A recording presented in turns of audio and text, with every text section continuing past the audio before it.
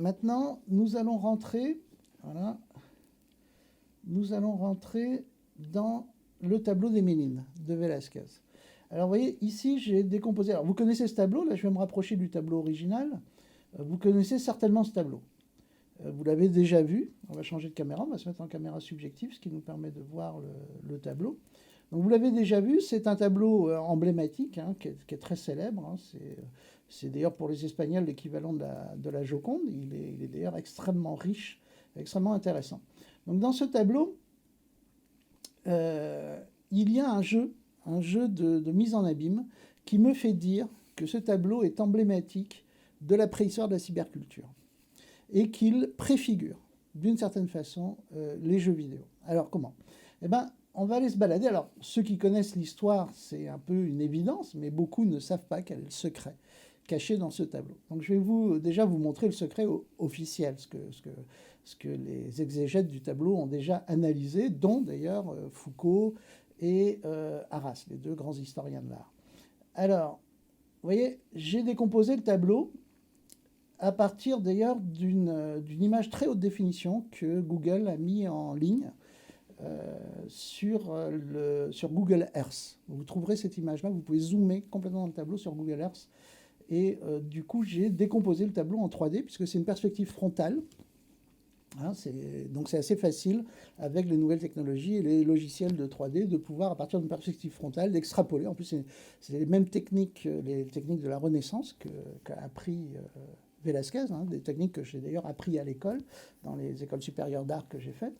Et donc, c'est très facile d'extrapoler l'espace à partir d'une perspective frontale. Donc, j'ai redécomposé le tableau et on va se rapprocher. Alors, la question est, vous voyez, c'est une scène où on a l'infante qui est entourée des deux Ménines, les dames de compagnie. En fait, à l'origine, le tableau ne s'appelait pas comme ça. C'était, je crois, le titre « La famille du roi d'Espagne ». Et il ne s'appelait pas les Ménines. Et surtout, Velázquez, vous voyez, on a Velázquez, là, sur la gauche, qui est en train de peindre quelqu'un. La personne qui est en train de peindre, la personne qui regarde, qui se tient devant cette assemblée. Mais qui Velázquez est-il en train de peindre? Vous voyez, si on se rapproche de Velázquez, vous voyez, on peut regarder les yeux de Velázquez. Donc, qui Velázquez est-il en train de regarder? Il est en train de nous regarder, nous. Donc, qui Velázquez est-il en train de peindre? Nous ne savons pas, car vous voyez, le tableau nous tourne le dos. Mais, et c'est là le coup de génie de ce tableau, c'est que Velázquez a peint un miroir au fond de la pièce. Et si on se rapproche du miroir, on voit ma caméra, évidemment, mais on voit, qu'est-ce qui se reflète? On voit se refléter le tableau. Le tableau se reflète dans le miroir. Et qui voyons-nous sur ce tableau? Eh bien, nous voyons le roi et la reine d'Espagne. Donc, chaque fois que vous vous tenez devant ce tableau, eh bien, vous êtes les avatars, que vous soyez au Prado en Espagne, au musée du Prado, ou ici dans les mondes virtuels. Chaque fois que vous vous tenez devant ce tableau, vous devenez les avatars du roi et de la reine d'Espagne, par un jeu de mise en abîme conceptuel. Donc déjà, ça c'est un des coups de génie de ce tableau de Velázquez qui rend ce tableau célèbre. Et ce qui est intéressant, c'est que Velázquez, donc il y a la question des avatars, c'est-à-dire nous devenons l'avatar du roi et de la reine d'Espagne. Il y a donc un jeu où, dans ce tableau qui s'appelle La famille du roi d'Espagne, il y a un jeu conceptuel où nous dématérialisons déjà. Nous devenons des créatures artificielles, des avatars, avant l'heure, et nous nous retrouvons projetés au sein de la famille, dans cette pièce, dans le château de l'Alcázar en Espagne, par le jeu, un jeu de mise en abîme. Alors, Velázquez ne l'a pas inventé. On pense d'ailleurs, certains pensent qu'il s'est inspiré d'un autre tableau que voici, qui est un tableau de Van Eyck, qui s'appelle Les époux Arnolfini. Vous voyez, on voit les deux époux Arnolfini, et il y a un miroir au fond. Et dans le miroir, Van Eyck a peint, on voit se refléter l'assemblée qui se tient devant les deux époux. Alors, le jeu de mise en abîme est encore un peu moins élaboré, dans le sens que Van Eyck ne s'est pas représenté en train de peindre. Et il y a un petit jeu aussi qu'il faudrait vérifier, mais il semblerait bien que, vous voyez, le petit chien dans le tableau des Arnolfini, là, qui est au pied des époux Arnolfini, eh bien, ne se reflète pas, on ne le voit pas dans le tableau. Donc c'est un chien vampire, puisqu'il ne se reflète pas dans le miroir qui est derrière. Ce tableau, semble-t-il, Velázquez le connaissait, puisqu'il semblerait que ce tableau a fait partie de la collection du roi d'Espagne.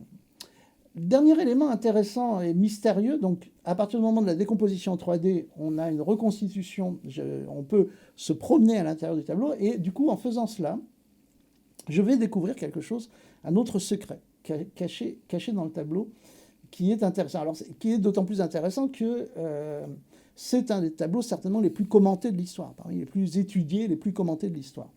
Et alors, vous voyez, on va regarder les tableaux originaux, hein, les représentations originales du tableau. Donc déjà, une première chose, c'est que pour pouvoir le décomposer en 3D, il a fallu que je repère où convergent les lignes de fuite. Et les lignes de fuite convergent approximativement sous le bras de Don José Nieto Velázquez, qui est le grand chambellan du palais, qui se tient dans l'encadrement de la lumière. Donc Velázquez nous fait converger le regard, hein, vers le grand chambellan, et il le met en exergue à travers le jeu de lumière de la porte. C'est-à-dire qu'il nous dit, là, il se passe quelque chose d'important. On sait que ce tableau, c'est la conservatrice du Prado qui a mis ça en évidence, a été repeint. C'est-à-dire qu'à l'origine, c'était un tableau vraiment de cour qui servait à, on va dire, introniser le fait que l'infante allait être l'héritière du trône. Et au départ, il n'y avait qu'un jeune page qui donnait son diplôme de future reine d'Espagne à l'infante. Et en fait, comme le roi a eu un héritier mâle, bah, l'infante a perdu ce statut-là, et donc du coup le tableau est parti dans un placard. Et c'est que quelques temps plus tard que Velázquez va le ressortir du placard et peindre tout cela. Et donc vous remarquerez que déjà une chose est importante, c'est que l'axe de centrement du tableau est là. Hein. Le tableau, on sait qu'on a perdu une partie sur le côté droit, et le centre du tableau est donc à droite du miroir. Donc forcément, physiquement, ce qui se reflète dans le miroir se situe à gauche de l'emplacement du spectateur.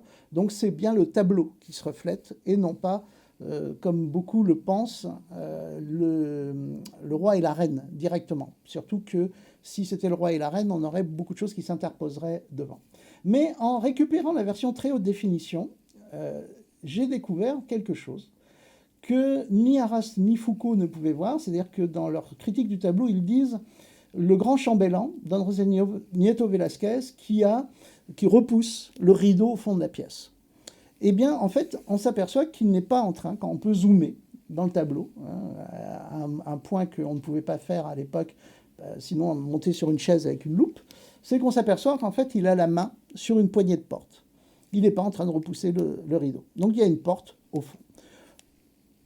C'est intéressant, mais sans plus. Quelle différence entre le fait qu'il y ait un rideau ou une poignée de porte. Sauf que lorsque je reconstruis le tableau en 3D, je suis obligé de respecter les proportions et les règles de la perspective.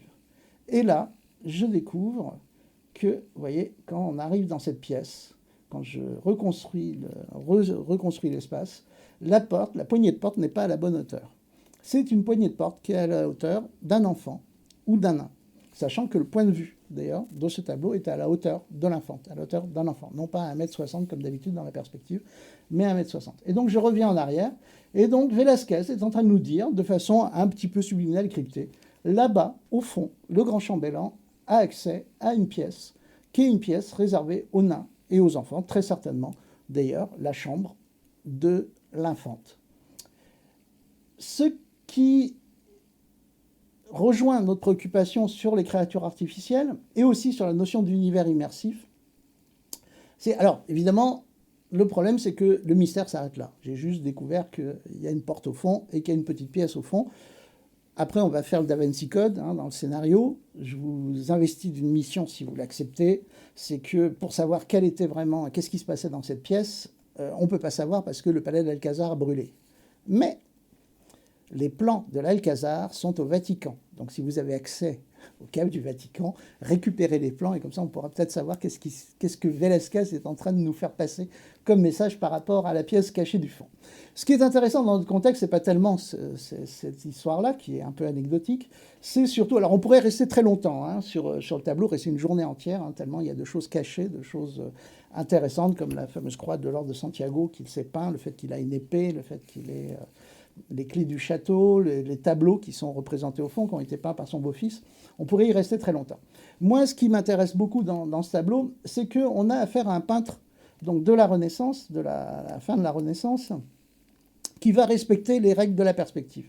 On a donc une simulation, c'est-à-dire on est déjà dans un espace, et c'est l'importance de la perspective, l'apparition de la perspective à la Renaissance, c'est qu'on va générer un espace virtuel qui respecte la vision, mais pas que. C'est-à-dire qu'à partir du moment où on venait dans le trompe-l'œil, c'est-à-dire qu'on reproduit l'espace visuel, on est dans une démarche conceptuelle immersive qu'on retrouve actuellement dans les jeux vidéo. Les jeux vidéo utilisent la perspective, utilisent les techniques de la perspective de la Renaissance pour nous créer cette illusion d'immersivité. Et donc nous avons déjà une volonté, une démarche qui est claire de la part de Velázquez. C'est évidemment un anachronisme que Arras détesterait de dire qu'il anticipe les jeux vidéo. Je suis bien certain que Velázquez, évidemment, n'a jamais pensé aux jeux vidéo. Mais par contre, je pense que Velázquez est habité par cette idée d'immersivité. Ce que moi j'appelle le réalisme immersif, qu'on va retrouver à la Renaissance, qui va éclore à la Renaissance, et où on trouve chez énormément d'auteurs, énormément de peintres, ce besoin, cette envie de raconter une histoire, de décrire un autre univers, de décrire un univers artificiel qui est imaginaire et qui est tellement réaliste dans le traitement graphique et visuel qu'on pourrait imaginer qu'il soit réel. C'est-à-dire qu'en fait, ce tableau est emblématique d'une démarche de l'humanité qui est de générer de l'hyperréalisme. Il illustre le fantasme qui va aboutir, par exemple, dans Star Trek, sur la notion de holodeck, c'est-à-dire que nous sommes habités par cette envie, ce besoin, c'est un vieux mythe, un vieil archétype, j'aurais tendance à dire, de réussir à générer une réalité artificielle tellement précise, tellement performante, que nous ne pourrions plus faire la différence entre le réel et l'imaginaire. C'est à la fois une de nos grandes peurs, et à la fois aussi un but à atteindre. Donc nous développons des dispositifs de théâtre, dispositifs cinématographiques, stéréoscopiques. Maintenant, on est dans la réalité virtuelle.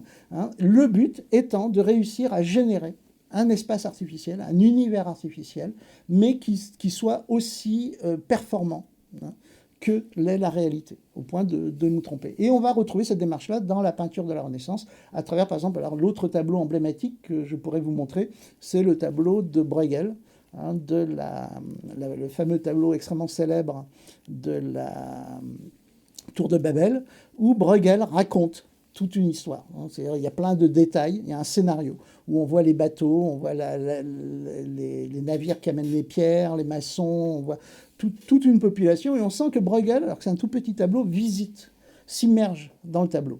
Et un ami qui s'appelle Manchou, qui a comme surnom Manchou, qui est Philippe Boucher, qui est un des grands illustrateurs de la science-fiction française, dans un interview que j'avais fait de lui, m'a confirmé cette démarche du peintre, que je connais moi aussi en tant que graphiste, en tant qu'auteur, c'est le fait que lorsque nous dessinons, donc la peinture, l'art, la création visuelle, c'est un outil. C'est un outil qui nous permet de nous immerger, de voyager. Et donc Manchou raconte comment il voyage dans ses peintures, dans ses dessins. Il se raconte une histoire. Nous vivons, lorsque nous dessinons, nous vivons une histoire. Et donc l'un des premiers outils de l'humanité qui nous permet de générer des univers artificiels, des entités artificielles, c'est la représentation. Par l'imaginaire, par le traitement graphique, par la création, nous voyageons dans des univers artificiels que nous inventons, qui sont, et pour terminer donc sur à quoi me sert ce tableau à illustrer, qui sont la métaphore, tout simplement, de nos capacités cognitives. C'est-à-dire que notre cerveau passe notre temps, c'est la définition de la conscience par Bergson. Bergson définit la conscience comme notre capacité à imaginer le futur en fonction de ce que nous connaissons du passé.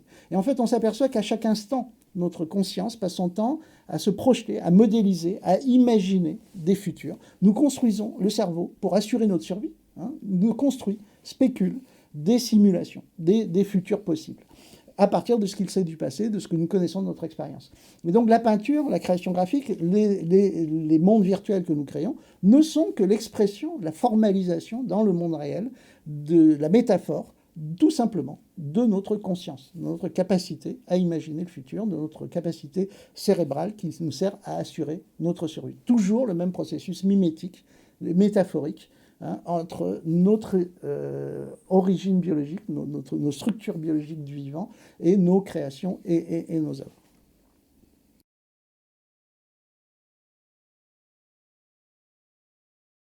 Donc, nous allons quitter les mines. Et je vais zapper un certain nombre de moments historiques importants, qui est le télégraphe de Chappe, les Ludites, qui sont importants, Frankenstein, la machine de Babbage, Et je vais directement aller voir un personnage important, qui est peu connu pour ça, mais qui joue un rôle, c'est Théophile Gautier. Théophile Gautier, vous voyez, je le titre, Théophile Gautier, écrivain de science-fiction. Et en fait, en 1848, Théophile Gautier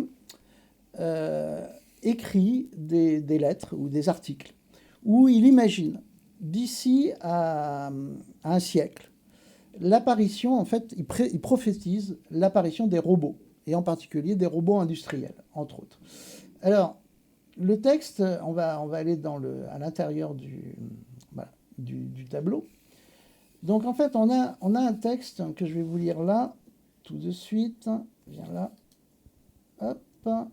Voilà. Théophile Gautier écrit « L'humanité s'émancipe peu à peu. Aux esclaves ont succédé les serfs, aux serfs les ouvriers. L'amélioration est sensible, mais bientôt, l'ouvrier sera affranchi lui-même.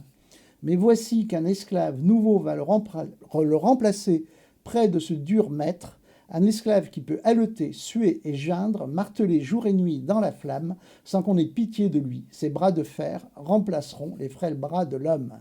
Les machines feront désormais toutes les besognes pénibles, ennuyeuses et répugnantes.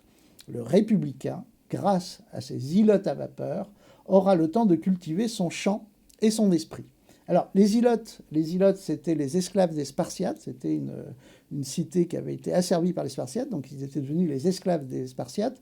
Et le mot robot n'existe pas à l'époque de Théophile Gautier. Il apparaîtra en 1921 sous la plume de Karel Capek pour un texte qui est très célèbre, qui s'appelle RUR. Mais donc, Théophile Gautier invente une expression, un terme qui est très joli et très poétique. Il les appelle les îlots à vapeur, des esclaves à vapeur. Il n'utilise pas le mot robot. Et il a un autre texte aussi qui est, que je trouve caractéristique. « Je ne doute pas que d'ici à quelques 100 ans, on en vienne à arranger la vie de façon telle qu'un automate puisse en remplir les fonctions. Nous aurons des hommes d'État à ressort, des armées sur roulettes, des commis à rouage et contrepoids. » Donc Théophile Gautier extrapole, alors j'ai un peu représenté tout ça ici, extrapole un futur peuplé d'îlots à vapeur, de robots, et il ne se trompe pas trop. Il ne se trompe pas trop, c'est-à-dire qu'il pense que d'ici à un siècle, on va avoir des machines. Et là, vous voyez, si je reviens dans l'histoire, c'est-à-dire je vais quitter le tableau pour revenir sur ma chronologie, et on va passer au XXe siècle, à la modernité, et un siècle plus tard, ici, dans ce tableau, on va voir que quelqu'un qui s'appelle Eugen Engelberger, voilà, Eugen Engelberger, qui sort du MIT, je crois que c'est le MIT, je ne suis pas sûr, faudra vérifier, lisait des romans de science-fiction d'un auteur qui s'appelait Isaac Asimov, et il s'était dit, quand je serai grand, quand je sortirai de l'école, je fabriquerai des robots. Et il va fabriquer le premier robot industriel qui va équiper General Motors pour sortir des plaques d'un four, des plaques de métal d'un four, là où les conditions de travail sont laborieuses. Donc, ce qui est étonnant, c'est que donc il ne s'est pas trompé. C'est-à-dire que notre ami Théophile Gautier a bien anticipé que d'ici à un siècle, on aurait des machines qui travailleraient en usine et qui remplaceraient l'ouvrier dans les usines. Là où il s'est trompé, et c'est intéressant de cette erreur que nous avons tendance peut-être à reproduire, c'est qu'il rêve que le républicain, grâce à ces îlots à vapeur, grâce à ces robots, le républicain va pouvoir vaquer à ses loisirs. C'est la fameuse civilisation des loisirs.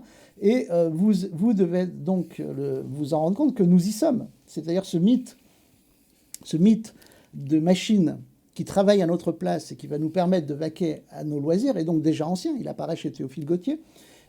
Sauf qu'il s'est trompé. C'est-à-dire que ça va permettre aux propriétaires des usines de vaquer à leurs loisirs.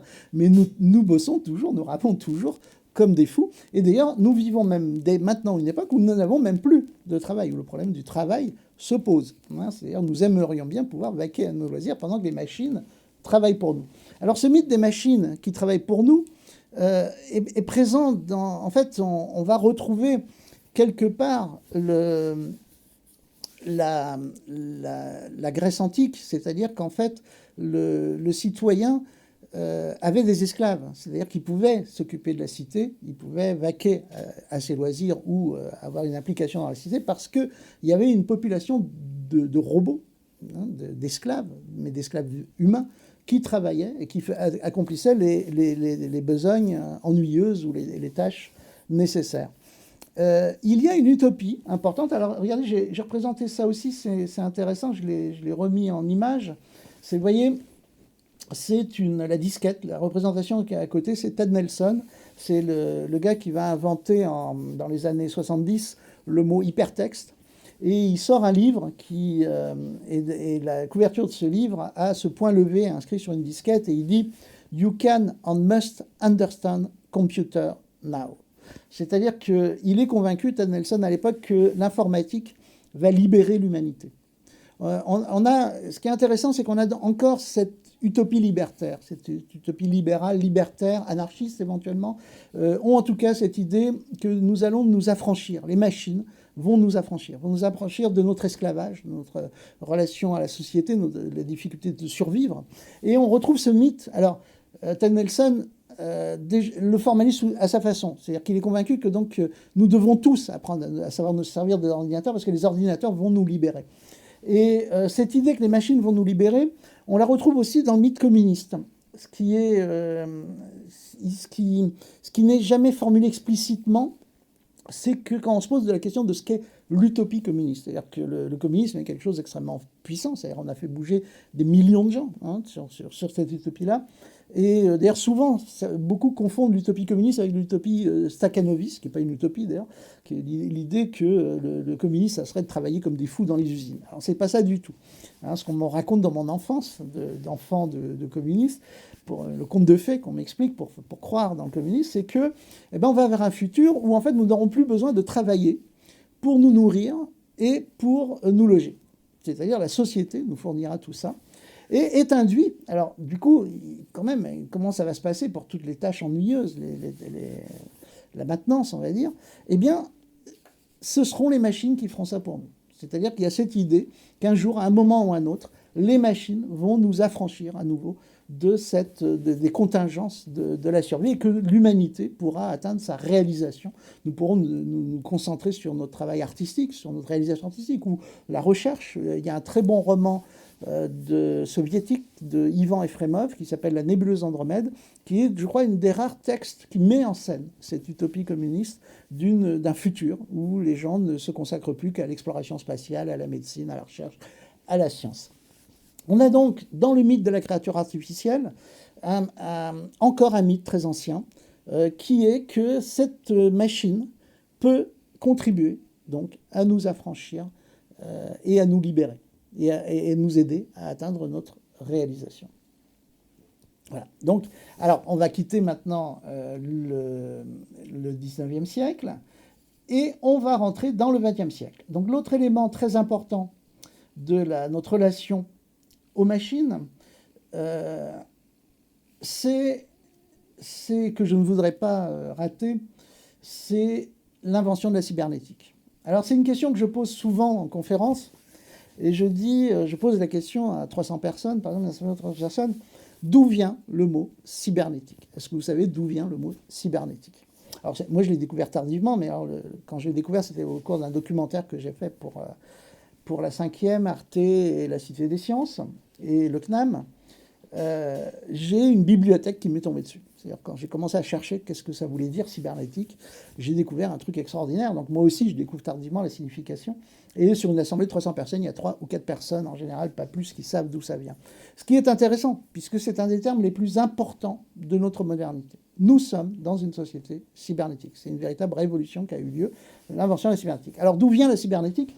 Alors elle vient d'un personnage important, qui est Norbert Wiener. Norbert Wiener, c'est un mathématicien américain qui enseigne au MIT, il travaille au MIT, et on va aller voir sa biographie, là.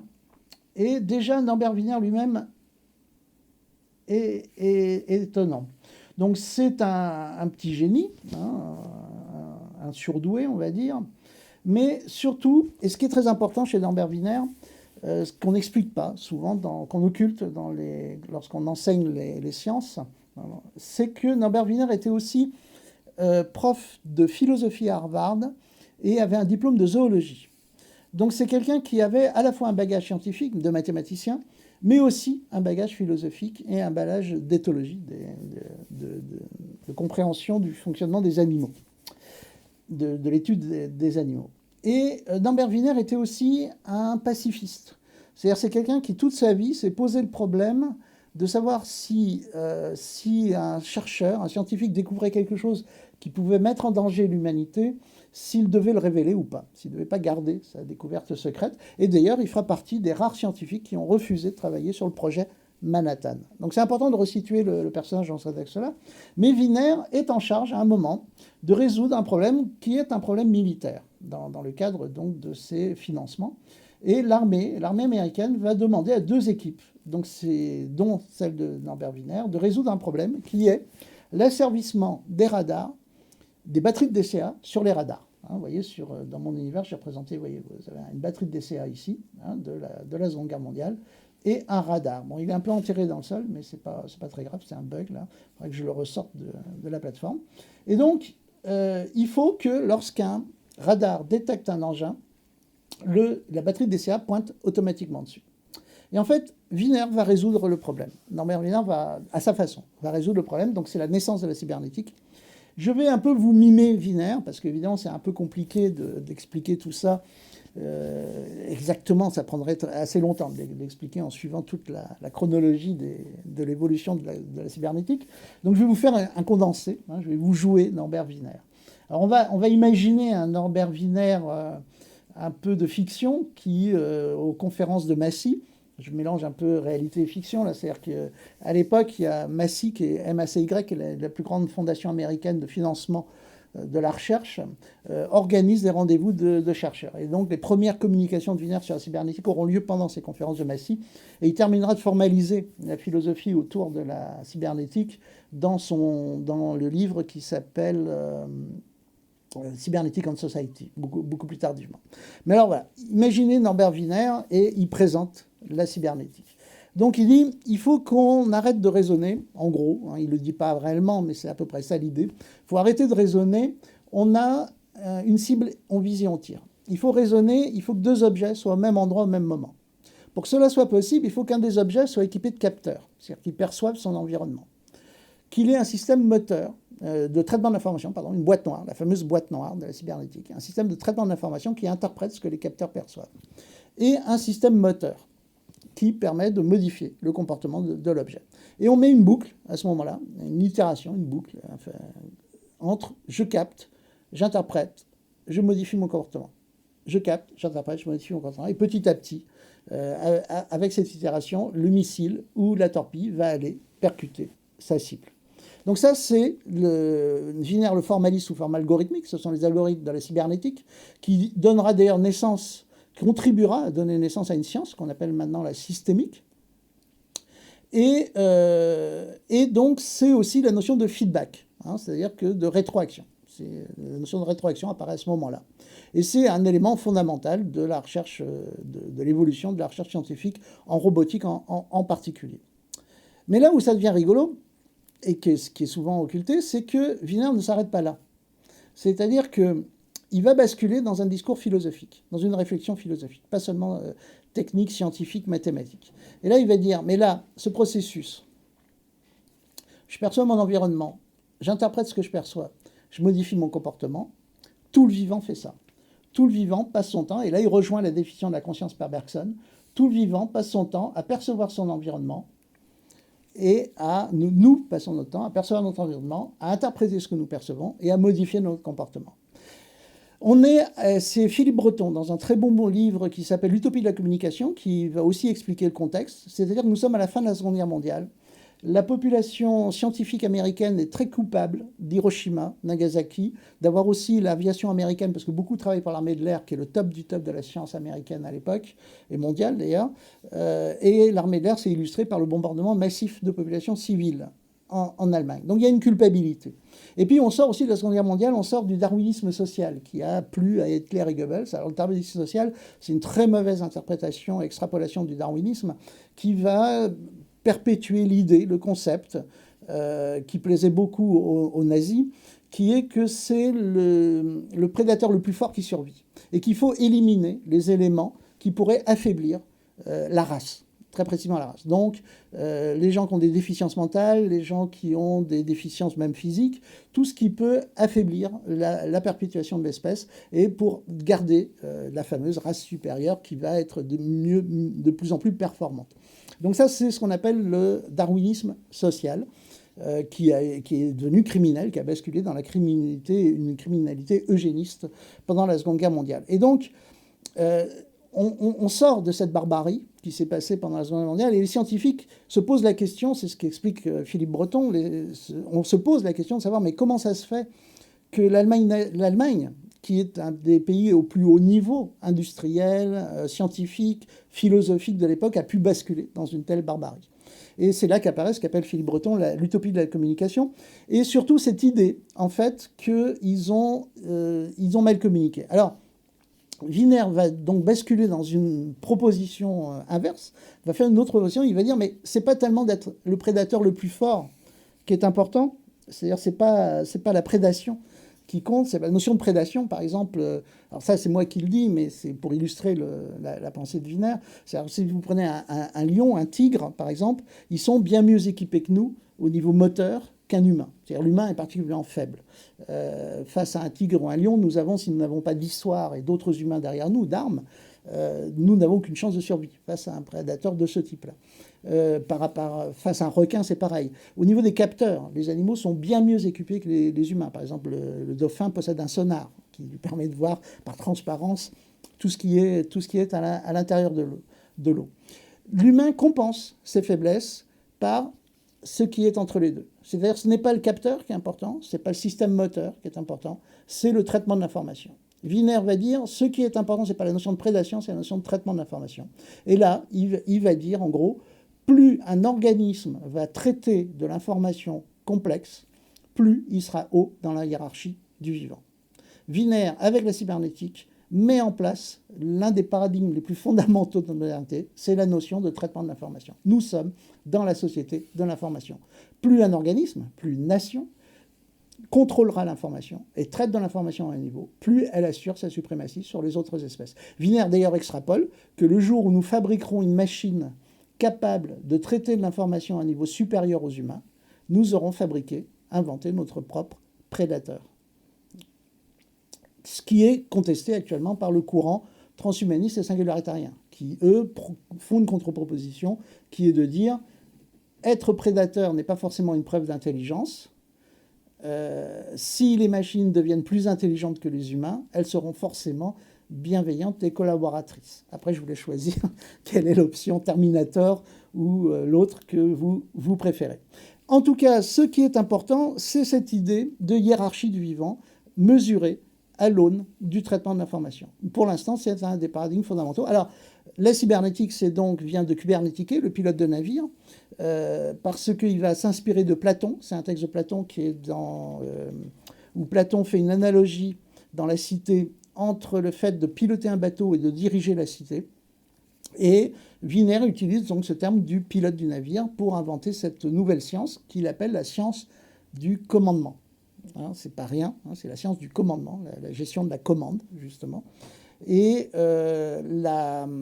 il faut savoir que l'armée américaine, à l'époque, voudra rendre confidentielle défense la cybernétique. Et que c'est Wiener qui va se battre pour empêcher la cybernétique de devenir confidentielle défense.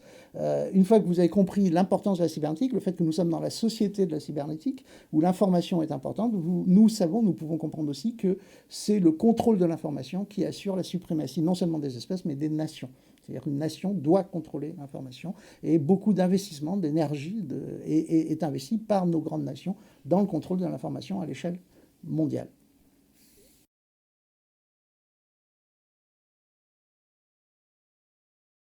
Donc là, on va se balader je vais vous montrer juste, je vais aller à un endroit important du No Museum. C'est le petit tableau que j'ai fait où j'ai regroupé un certain nombre d'avatars voilà, ici, et pour vous parler de ces petites oreilles. Alors, qu'est-ce que ce sont ces oreilles que j'ai sur la tête? Ce sont des Nekomimi. Et en fait, vous voyez, là, donc elles sont éteintes, et hop, je les allume, elles se mettent à bouger. Elles sont reliées avec 2 électrodes, et elles mesurent, officiellement, elles sont censées mesurer mon activité cérébrale. Donc quand je suis en méditation, elles sont comme ça. Quand je suis attentif, elles bougent un peu, et quand je suis très attentif, elles bougent beaucoup. Ça vaut 70 euros.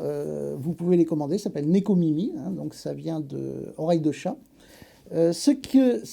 Alors, évidemment, il y a une grosse discussion. Ce n'est pas du tout certain que ça mesure réellement mon activité cérébrale.